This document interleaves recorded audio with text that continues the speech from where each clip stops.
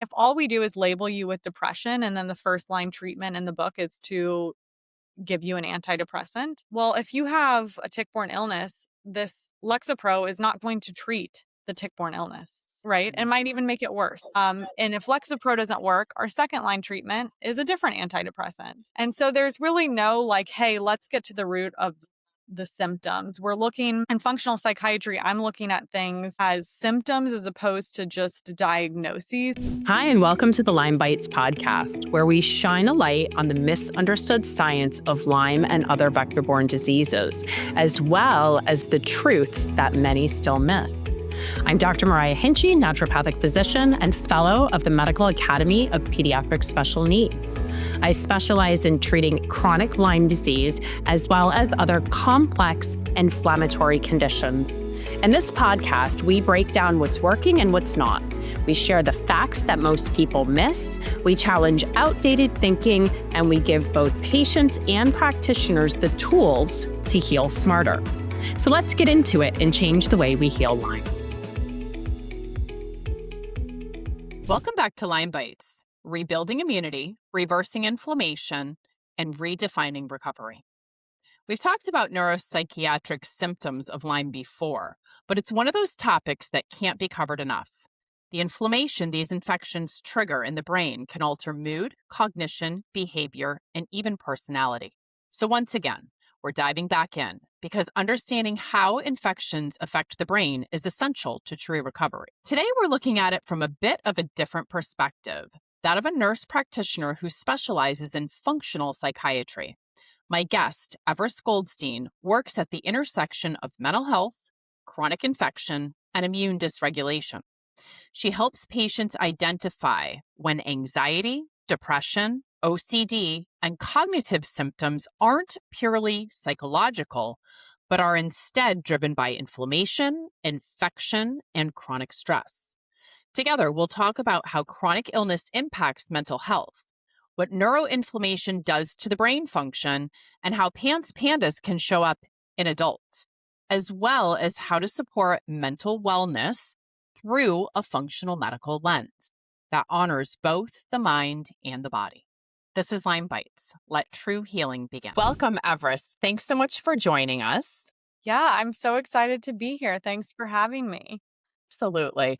So tell our listeners, how did you end up as a functional psychiatrist, nurse practitioner specializing in the treatment of vector-borne disease? Yeah, so kind of a personal story, honestly. The way I even got into functional medicine was through my own journey with Lyme disease. It was actually as I was trying to go back to nursing and nurse practitioner school that I got super sick. And I'm from a family of healthcare providers. My dad's a doctor. So I was going from doctor to doctor, seeing all of these top specialists, and no one could really figure out what was going on until I found a functional medicine provider who she doesn't necessarily specialize in vector-borne disease, but she's very familiar with it, treats it, and definitely tests for it and stuff like that. So she basically diagnosed me, treated me, brought me back my life. I feel like I owe her so much, but also showed me so much about the functional world. At the same time, I was really interested in I've always been interested in the mental health side of things. I majored in psychology at Princeton. I was a teacher and did a lot with the special education population. And I knew that I wanted to work with that population in some capacity. And then, as many of us know who work with or deal with vector-borne disease in one way or another, it does affect both the body and the mind. And there's such a connection between the brain and the body that's not always recognized in conventional medicine. So basically, all of those experiences came together, and I just, being a psychiatric nurse practitioner, getting certified in functional medicine, being part of the Lyme Association here and everything, I just have really developed a passion for it and love working with that population. So what do you see as the most common psychiatric symptoms in your patients with vector-borne diseases? Yeah, the interesting thing, and this is just kind of the case with vector-borne diseases, right, is it can show up in a lot of different ways. But most commonly, I would say I see a lot of one, anxiety, also that brain fog that almost presents as ADHD symptoms. And this is both peds and adults. And then also like a lot of depression, low mood, particularly just dealing with a chronic illness, right? Or even if it is an acute illness, it's pretty severe for a lot of people, and so it can be really scary, it can be really hopeless, it can be really lonely, and that can kind of show up in that, depression type presentation. And then I also work with peds, so pediatrics and kids, and, with them, I've seen a lot of that PANS presentation where, all of a sudden their entire, like, mental way about them changes. So they might be fine one day, and the next day they maybe have a lot of OCD or a lot of anxiety or outbursts. And I see that present in that population that way. Yeah, it's so important to rule out an infection if there's an abrupt change in any sort of brain function. We say that over and over and over again. And when it comes to chronic Lyme and other vector-borne diseases, it's like a double whammy. It's like you have, just like you were talking about, it's like, you've been sick for so long, you don't feel well, like that in and of itself is depressing and causes anxiety. But then like on top of it, you actually have like literal brain on fire with all of the inflammation. And so, a lot of like the brain function just doesn't work properly too. So it's like such a double whammy. It is. It really is. And like you have, the inflammation makes it even harder to cope with all of the symptoms and the feelings that you're feeling. So I see that kind of show up in both ways. And as we know, like inflammation in the body can cross the blood brain barrier and lead to inflammation in the brain. Lyme and other vector borne diseases can also just directly cause inflammation in the brain and get to the brain in that way. So you really have, it's almost like the perfect storm of things coming together to make you feel pretty crappy. Yeah. So can you explain, like on a deeper level, what's happening in the brain when you have this neuroinflammation and how it affects mood and cognition and behavior? Are you ready to revolutionize your approach to diagnosing and healing complex chronic inflammatory illnesses in both adults and children? The Lyme Bites Symposium is your gateway to cutting-edge education, groundbreaking research, and innovative therapeutic solutions. Join us at Lyme Bites Symposium at the Fort Lauderdale Marriott, Pompano Beach Resort and Spa. Lyme Bites is the premier functional medicine conference on complex chronic infection-driven inflammatory illnesses. This year's meeting is jam-packed with leading industry experts discussing long COVID, mycotoxin illness, PANS pandas, as well as Lyme and other vector-borne diseases. This conference will arm you with the knowledge, clinical pearls, and practical solutions that you can implement immediately into your practice Monday morning that will literally change your patients' lives and get them on their path to true healing. So join us at Pompano Beach or virtually from anywhere. Register now at lymebites.com. That's LYMEBYTES.com. I'll kind of even take a step back and start with like just the process of neuroinflammation and, how all of these things kind of play into each other. So we would have like a lot of times we have a central nervous system immune activation, right, from a vector-borne disease or something like that. And then that releases a bunch of pro-inflammatory cytokines that are released throughout your body and your brain. And that alters when it, goes to your brain, it's altering neurotransmission and like the ability for our neurons to properly talk to each other. It's also altering that synaptic plasticity and just our neuronal function, right? So our brain is now not functioning correctly. It's our neurons aren't talking to each other correctly. It's really hard to even make new memories. A lot of people struggle with short-term memory partly because of that. And then this like almost, I guess we can call it neuroimmune signaling can cause these symptoms of depression, anxiety, cognitive dysfunction, fatigue, brain fog, all of these things. Part of that too, beyond just the ability of the neurons to function correctly, is it is affecting our neurotransmitters like serotonin, dopamine, norepinephrine. So our body's not able to produce those and use those as as intended, right? As it should be doing it. So that's kind of what's happening in the brain. And then, like I said, when you're having a also systemic immune response, one that's affecting your gut a lot of the time, and a lot of your serotonin receptors, dopamine receptors, stuff like that are in your gut. But it's also causing more inflammation that's crossing that blood-brain barrier and making the problem even worse. So it's kind of a whole cycle that continues. And then as this inflammation kind of almost feeds on itself as well.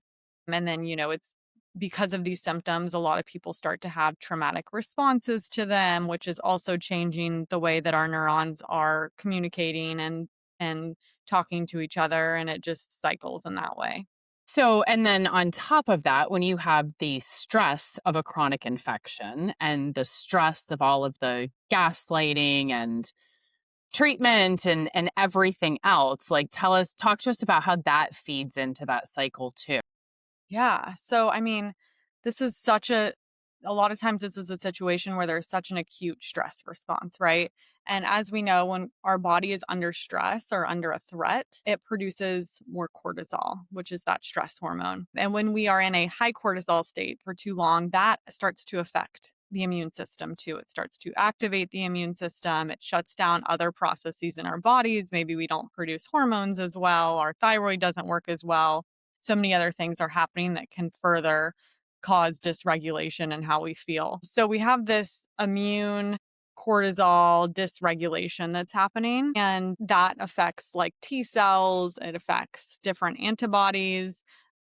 It's causing a cytokine storm a lot of the time. So basically, all in all, like the chronic psychosocial stress that's happening is worsening our ability to recover. It's worsening our ability to respond to treatments. And a lot of times when we're stuck in that sympathetic fight or flight state, it's really a big block to healing physically. So unless we address that, a lot of the time first, people are going to be stuck and they're not really able to like move to the next phase of treatment a lot of the time. So, how do you help your patients to work through that and to get unstuck? Yeah. So, I mean, I really try to take a very functional approach to this, right? So, the first thing that I'm always doing is a big comprehensive assessment to see like what's going on, what's been your exposure, how long has this been happening, and how is it presenting, for you specifically? Because the way that I'm going to address somebody who's having panic attacks daily because of this might be different than somebody who's just like, I can't focus at all, or I'm just feeling really down. I can't get out of bed. But all in all, we're always doing immune system support plus the cortisol, parasympathetic, sympathetic nervous system regulation. One of my favorite things to do is brain retraining. So there's a bunch of really great programs out there that people can do that are self-paced. Things like neurofeedback and stuff can also be really helpful. There are some pretty cool technologies for certain people that can be helpful, like a TMS MERT type situation. But I would say my go-to is probably the brain retraining, and then also like working on activating the vagus nerve, right? Um, and the vagus nerve is something that helps us switch from from that sympathetic fight or flight state to that parasympathetic rest or digest state. So we need to retrain our body to feel safe. And that's a lot more involved than some people think of just like telling you feel safe, or therapy can be a really great tool, but a lot of times we need more than that. We need to physically train our body that, hey, we're in a safe place and it's okay for us to start to heal. So, tell me like your top two favorite brain retraining programs, and then tell us your top two favorite vagus nerve tonifying, Yeah. whether it's a gadget or whether it's like a technique. Okay. Yes. So brain retraining, we'll start there. I really love Primal Trust. Is one of my top ones. I also love the Gupta program and DRNS. So any of those I don't think you can go wrong with. Now, the hardest part about that are those programs that I find with some of my clients who are really struggling is it does involve time and energy, right? So the barrier to starting them sometimes is people are like, I'm so sick, I don't have the energy, or I don't have the time, or this is too much for me. So then we kind of take a step back, like work on gentler things where I really love like starting with some vagus nerve stuff, even some mindfulness, and then getting to those programs because they can be such game changers. And vector-borne disease and mold, which often goes hand in hand, so many things.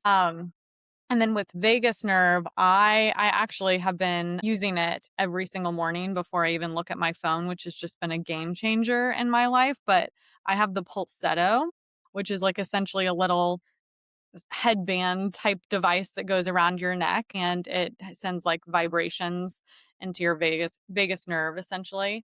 Uh, and I mean, when you put it on, you can feel it kind of just calming your nervous system. It's really awesome. I love that one as well as like the Truvaga because they both go on your neck. Now, there's some really like awesome other ones that help reset your, or help work on your vagus nerve, but they might go around your wrist or your ankle. And I just find the ones around your neck as being the most effective. And then my favorite, if somebody can't afford a device, they're not that expensive, but it's not an everybody's ability to have one. So if you don't have one, other things that you can do on a daily basis that can be helpful as long as you're consistent are things like gargling water. So if you can gargle water for 10 to 30 seconds a couple times a day, or humming. When you're humming, you feel that vibration. That can be really helpful. I tell people, if you like to sing, like belt it out in the shower or the car. So there's some funny ones there. The activating the gag reflex can do it as well, but that one, Not wigs as some pleasant. people out. Yeah. And then, other things will activate it, even like hot cold therapy. But again, with really, really sick patients, I'm a little bit more cautious about that because it can be too much on the nervous system. Yeah. And a good thing too is like for patients because it's like these reminders, right? So it's like, okay, next time you're brushing your teeth, right? Like you can kind of like gargle with the water after you've rinsed and gag yourself with your toothbrush. Exactly. Yep. I'm I'm not like trying to make more light of it, prone. but Yeah, no, totally. And like I've actually had clients and they're like, my husband or my partner or whoever like has seen me do this and they think I'm absolutely insane. But when you're consistent with it, it really does make a difference. yeah. So I've seen the Pulsetto so many times, and I'm one of those people where it's like, if I'm going to recommend anything to a patient, I want to have already tried it first. I joke and say that's why I had Lyme and all these other vector-borne diseases, so I could figure out what it was like to treat it on Yeah. myself. But you really like that one because I've almost ordered it and then I never did, and I've yet to meet someone who actually had it. Are you suffering from Lyme disease or another complex chronic illness and aren't sure who to trust when it comes to herbal supplements? Hi, I'm Dr. Mariah Hinchy, founder of Lyme Core Botanicals. As a naturopathic physician specializing in complex chronic infection-driven illnesses like Lyme disease, I needed herbal medicine I could truly trust. That's why I formulated Lyme Core Botanicals, where our herbal tinctures are handcrafted in small batches right here in Connecticut. We use the whole herb, never isolates, to preserve the full spectrum of medicinal compounds. Every single step from sourcing to extraction is done with precision to ensure maximum purity, potency, and consistency. These are the same herbal formulas I use to heal myself and have used for years to help my patients and family members heal too. And now I'm making them available to practitioners and patients everywhere. Lyme Core Botanicals, herbal medicine you can trust from a doctor who lives this work. Learn more at Lyme Core Botanicals. That's LYMECORE.com.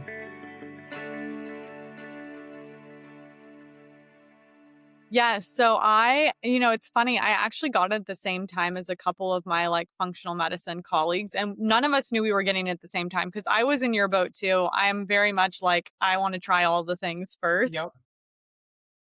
And I just had not pulled the trigger on it for so long. And I will say they have really good sales. So Black Friday's coming up. I would kind of wait till then. But yeah, I think I got it like 30% off or something. And it has been, I've really made an effort to do it every single day. And that's when I've noticed the difference. When I first got it, I was traveling a ton and I didn't really bring it with me. It's very compact and you could bring it anywhere you want really easily. But I was just lazy. But when I wasn't doing it daily, I don't know if I noticed that big of a difference, but really starting my day, or I have friends who will do it at night before they go to bed.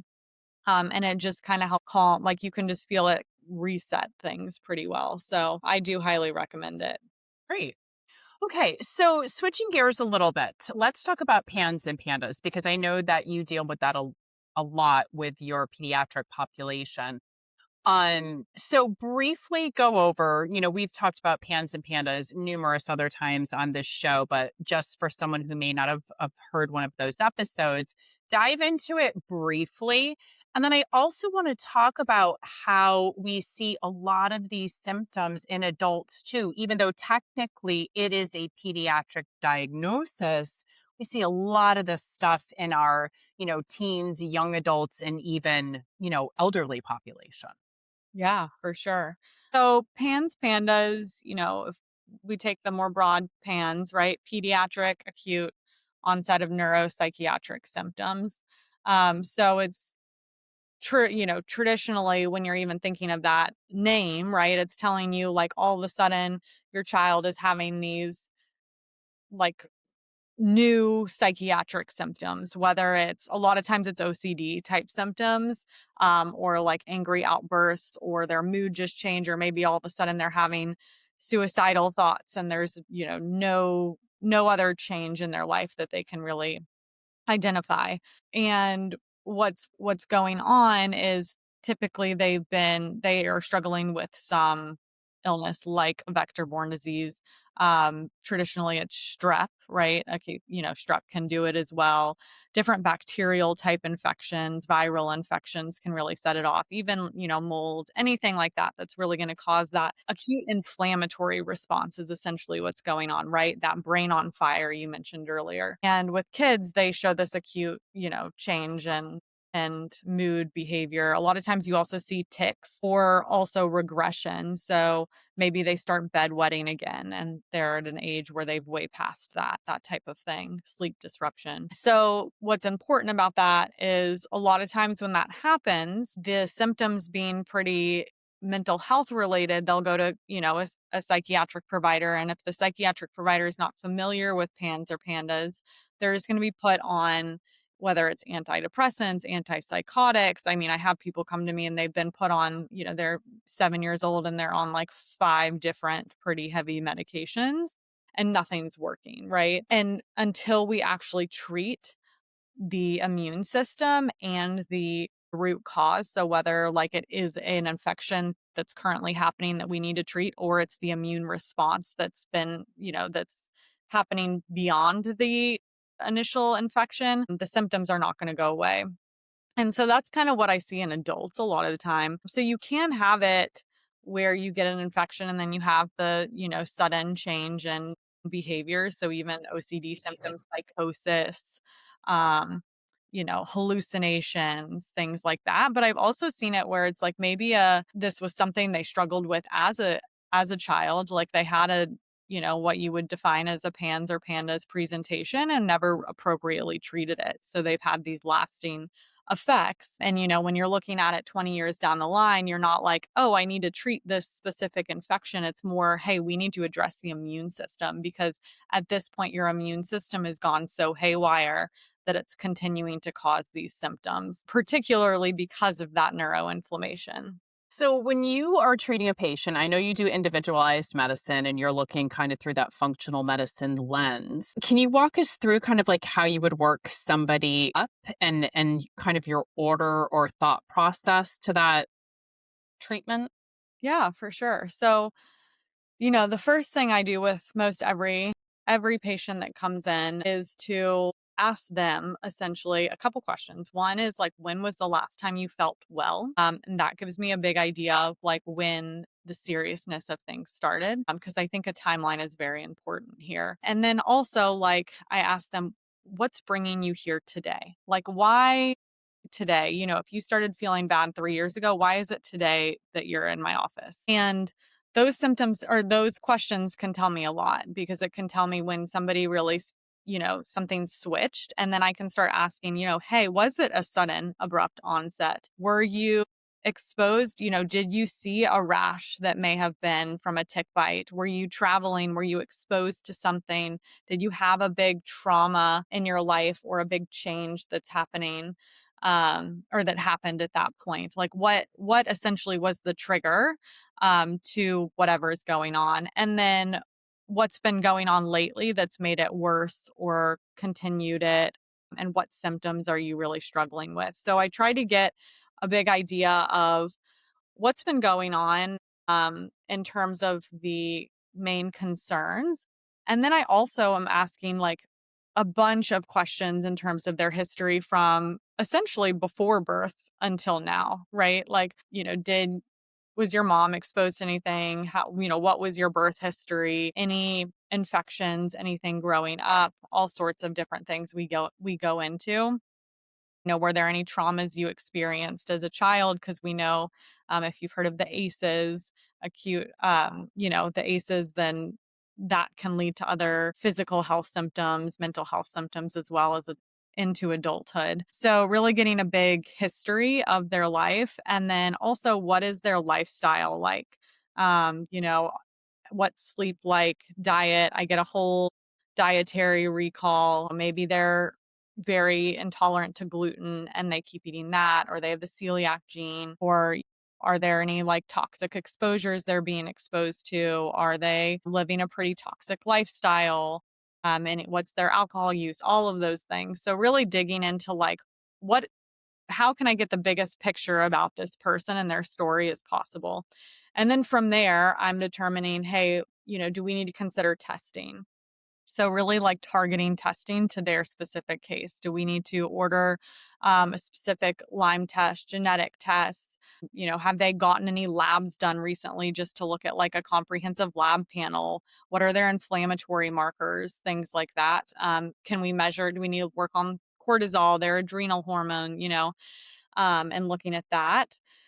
And then how do we, one, relieve symptoms, and then two, also treat the root cause? And the way that I approach this is, I'm trying to do both as quickly as possible. But there are cases where until we get to the root cause, their symptoms really aren't going to improve that much. And maybe we can do something to minimize symptoms as we're doing that. But, for example, maybe they need to do the primal trust, or they're really not going to move past this because there is like nervous system is in such an overdrive or overdriven state, right? Or, do we need to like lessen some symptoms so that they can be able to then address the root cause?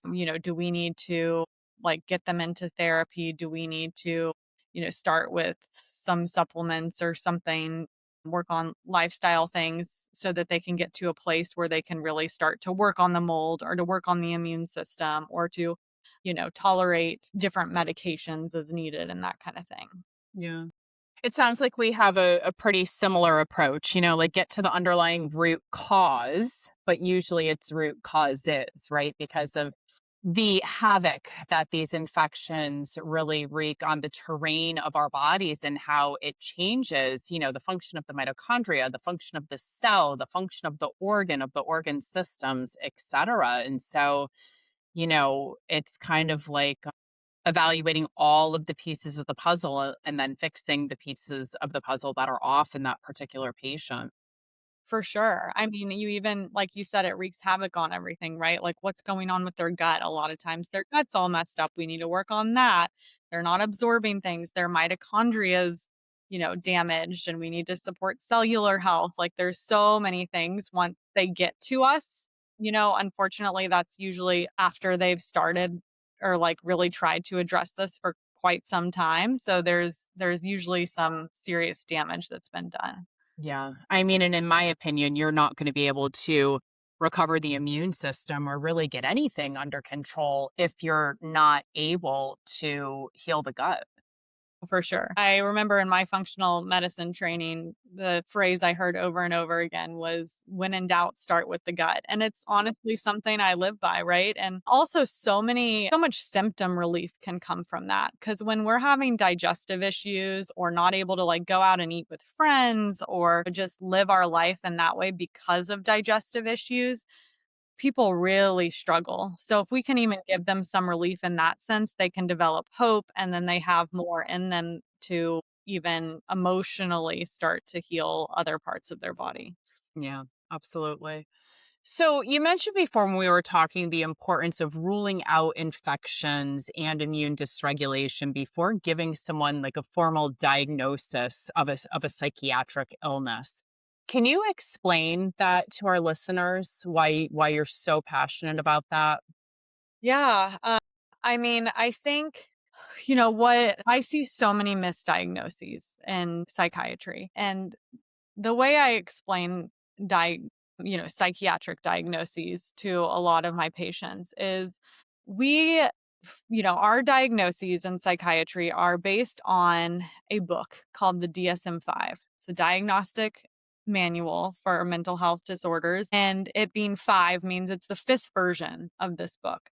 So our diagnoses have changed quite a bit of time or quite a bit of times, over the last couple decades or last few decades. And, this may be a little controversial to say, but that book was written by a group of probably solely men who sat in a room and categorized mental health symptoms. And I don't say that in that this book is completely outdated. There are helpful parts to it, right? It is helpful to be able to see certain symptoms, categorize them, and then understand like maybe different treatment approaches that can help those symptoms.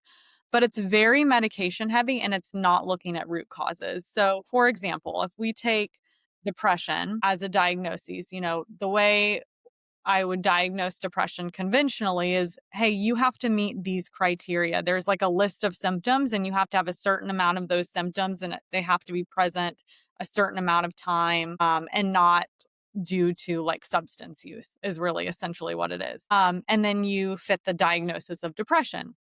Well, some of those would be maybe like low motivation, not enjoying things you used to, like isolation, restlessness, things like that, which could be caused due to so many different reasons. It could be that your mom passed away a couple months ago and you've really been struggling there. It could be because you have, your hormones have changed. It could be because of a tick-borne illness. It could be so many different reasons could be causing these symptoms. And if all we do is label you with depression and then the first line treatment in the book is to give you an antidepressant, well, if you have a tick-borne illness, this Lexapro is not going to treat the tick-borne illness, right? It might even make it worse. And if Lexapro doesn't work, our second line treatment is a different antidepressant. And so there's really no like, hey, let's get to the root of the symptoms. We're looking in functional psychiatry, I'm looking at things as symptoms as opposed to just diagnoses. So depression, as opposed to just being like, you have a diagnosis of depression, I'm saying, what's causing these symptoms of depression? And let's treat the causes of the symptoms of depression. And so that's why I really think it's important to treat and look for infections before just labeling someone and giving them a psychiatric medication. Unless you're using the medication in a certain instance for symptom relief and it's a tool to get somewhere else while you're treating whatever the root cause is. But really, like infections, inflammation, so many things can show up as depression, anxiety, cognitive decline, brain fog, ADHD. And if we're not addressing and treating those, nobody's ever going to be able to recover. Right. Right. And that's one of the big red flags too, when it comes to making a clinical diagnosis. It's like if the patient isn't responding to medications or treatment or therapies that, traditionally are supposed to help said diagnosis, then it's probably not the right diagnosis, right? And you have to keep looking. The one thing that's nice about a diagnosis is that it describes a cluster of symptoms, right?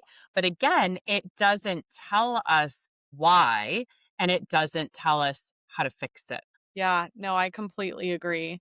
And I think that I love that point you made, like if somebody's not responding, and that goes in the functional world too, is I've seen people push things too far, right? If somebody's not responding or they're responding poorly, we need to take a step back and we need to ask the question again of like, why, how, what's going on? Yeah. So, shifting gears again a little bit. So, beyond mood, cognition, behavior, talk to us a little bit more about the neurological impacts of these infections, things like neuropathy, brain fog, sensory changes, etc.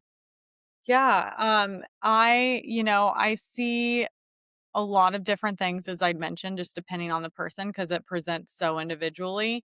But it really depends on like where in the brain the either the infection is or the inflammation is attacking, of what symptoms you'll get. So, you definitely will see the neuropathy for sure.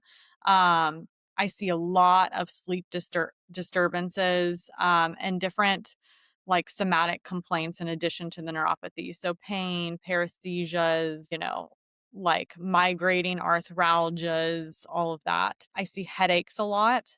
And a lot of times that's due to like the neuroinflammation as well. And also the, higher cortisol that can cause those as well. And then a lot of just in general cognitive symptoms, a lot of slowed processing.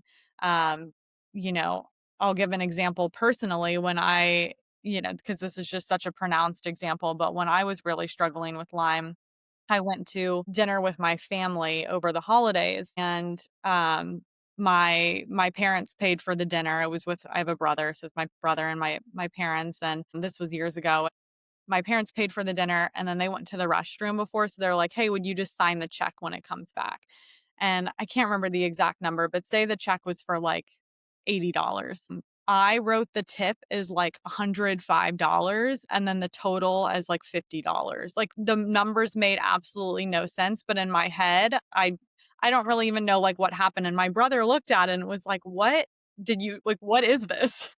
And I was like, "I have no idea how I got that or got there, got those numbers." But really, it was like such a slow processing Yeah. moment and experience. And even to be able to like catch it, it took me forever. And I really, like, I remember realizing at that point, like, oh my gosh, my brain is just not functioning correctly. So you see a lot of things like that, or people running like red lights because they can't process it as quickly, more executive function stuff. So maybe impulsivity or inability to make good decisions, stuff like that. So it really shows up in so many different ways, even beyond just the mental health, and physical health stuff. So you see a lot of cognitive things. A lot of people almost presenting like dementia like in a way. So, going back to the neuropathy, do you have any good tips or tricks with the neuropathy, and how often do you see that in your patients?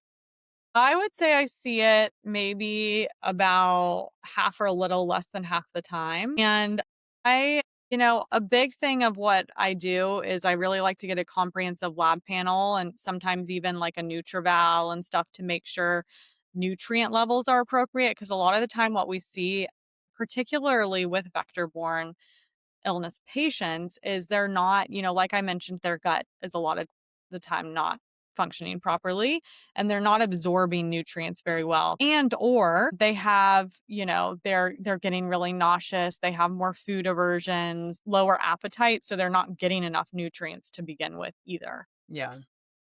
And so a lot of times neuropathy can be due to nutrient deficiencies. So making sure that like those are restored, they're taking the vitamins that they need and absorbing them properly, that can make a big difference. I also, one of them being magnesium, I also am a big fan of like Epsom salt baths that can be helpful for some of them. I also really like nitric oxide supplements, which can increase blood flow and kind of, I've seen them reduce some of those symptoms as well. So really trying to figure out like, is this Is there something, some deficiency or something that we can act on that will improve this beyond just, treating the Lyme or, Bartonella or whatever is going on?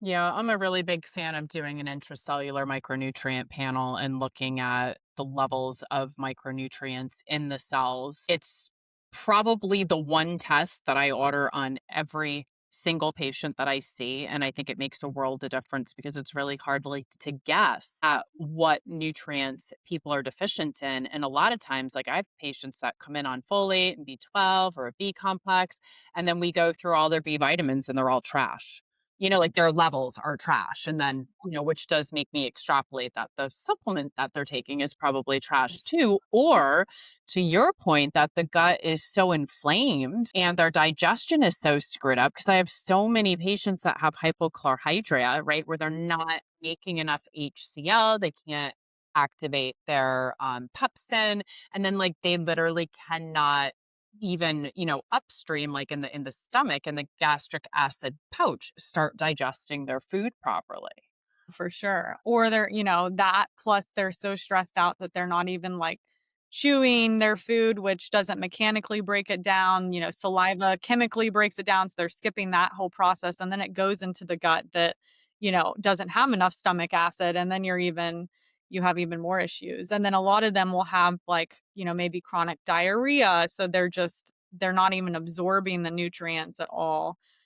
So yeah, and like you said, there's so many, as we know, supplements aren't regulated, which is why there is so much criticism around supplements. But if we can use quality supplements and also make sure somebody's taking it the correct way with or without food, right time of day from a trusted brand that, also in a form they can absorb, then it can make such a difference. Because I see the same thing like you said, I see people's B vitamins in the trash, or they've been taking, high dose vitamin D and their D is like 16. And so really figuring out like why they're not getting the nutrient, and then supporting the cell in that way. Another great thing that I've really loved lately for cellular health for almost anyone too is like a really good quality phosphatidylcholine too that can really help so that their cells can start to function correctly and take in the nutrients. Yeah. Yeah, I think two of the nutrients that I see in almost every single patient deficient is phosphatidyl. Well, you can't look for phosphatidyl, but their choline levels and their serine levels. And then, seeing that a lot of the intracellular numbers are pretty low kind of leads me to believe it's like, well, what's the common denominator? Of course, there could be a digestive issue, but if you're looking at like, okay, serum levels are normal for a lot of these things, which often I do see, and then the cellular levels are, kind of like in the gutter. It's like, okay, is it a cell membrane thing? Like, is something going on where the cells aren't allowing the nutrients to come inside? And so I think, the more and more that I learn about the cell danger response, the more and more this makes sense. So if it's like, if the cell is just sort of like, shut down and it's just kind of like waiting for the danger to go away, and it stops doing its two main functions, which is to allow things into the cell and take things out of the cell, as well as talk to other cells. Like when it goes into that cell danger response, it doesn't want to allow anything to come in. And using phosphatidylserine, phosphatidylcholine, as well as the other phospholipids is huge in restoring proper function of that cell membrane and being able to get out of that cell danger response, again with some of the therapies that we've talked about earlier to address like the dysautonomia that's going on. For sure. I completely agree. And one thing I've realized too over the years is there are, and it's more, oh, I'm forgetting the exact gene, but it's a genetic variation that some people have where they actually won't even absorb like if you give them phosphatidylcholine, they're not able to take that in and have their cells utilize it correctly. If it's in an oral form, Hmm. but if you give them it IV and almost like a PK protocol type thing, will respond like significantly better to it. So, that's something I've kind of been playing around with as well. And again, like not everybody should have the IV version and not Yeah. everybody should have. So just kind of figuring out like what what somebody's body needs. But I've seen if we can get their body to use phosphatidylcholine, phosphatidylserine, it can make a huge difference. And phosphatidylserine is something I use with even just like basic anxiety patients and whatnot. A lot of us don't have enough of the serine, and it can be really, really helpful for sleep, mood, calming the nervous system, all of the things. Yeah. And it's funny too, like if you look at the pathophysiology of some of these infections, like Bartonella and Mycoplasma really go after the phospholipids and fat soluble vitamins. So some of it is just almost like the nature of the infection and what they need to rob from us to live. But then it leaves us deficient, which then leads to more symptomology. Yeah, for sure. I completely agree. It's yeah, it's fascinating. There's so much more research coming out about it too, so it's fun to look at all of it. Yeah, it really is. My colleague and myself are in the process of putting together kind of like a style of eating for dealing with complex chronic illness. Just because there's so much information. I'm like, wait, how does this not all exist like in one place? That's amazing. Yeah, Yeah. so stay tuned. Yes, please. I need that from my clients. It's I get those questions all the time. Is just like, what's the best diet? What's the best this? What's like, what should I be doing? Because there's so much out there. And, I think it's overwhelming even for us as providers. I can't imagine as just somebody who doesn't even work in this field, like just a normal person across like down the street, what they're thinking with all of the things they're told. I had someone come into my office the other day with a sheet that her dietitian had given her from a very like well known, highly esteemed place in town. And it told her, it said like no butter, only margarine, reduce your protein to this level. Like it was everything that I was like, where is this information coming Yeah. from? So I think there's so much out there that's good, and there's also still so much out there that's not as great. Right. So if we can have like what to do in one place, that would be amazing. Yeah. And I think it's hard too, right? It's like, the oxalates, the lectins, like the fermenting, like from the low FODMAP. And then you've got like the high histamine. And then, it's like paleo, anti-inflammatory. And it's like, not everyone needs all of that. You know what I mean? Yes. So it's kind of like navigating through like what actually is important. And then by the way, can we come at it not from the don't perspective, but more like, okay, what do I eat? Yes. So like here's your sort of like menu of all of the things that are like safe, and then kind of turning out to be like, you need to go get at least this many servings of this and this. So it's like you're setting that person out to eat instead of like Yes. setting them up to like sit there and starve when their bodies are already starving, you know? Yes. I love that. That's something I work on, because I see a lot of eating disorder patients as well. And just in the functional chronic illness world, I feel like we can, as providers, if we're not careful, like spark that in people because there's so Yeah. much fear around certain foods. So I'm very big on like, hey, what can we add in? Right. Right. As opposed to like, take this, and this out. It's like, what can we add in Right. to improve how you're feeling? Right. No, that's great. Okay, well, before we wrap up, what words of hope or encouragement do you have for our listeners? I would just say if you are struggling with a chronic illness, particularly something that is you can't figure out what it is, just, I would find somebody who is fluent in tick-borne illness, a provider that knows at least how to look for that because it can present in a lot of different ways. And if that's what's going on, it's really important you're with somebody who knows how to treat it, how to look for it. And just if you've been kind of brushed off or told it's in your head, I just really hope that you just keep going because there are answers out there. It is very rarely just in your head, and there is hope. I promise you there is hope. We both you and I have been through this as a patient, so I know that there's another side to it. There is. And if you haven't found the right person to work with yet, keep going. If your Yes, doctor doesn't believe you, keep going until you find someone who does.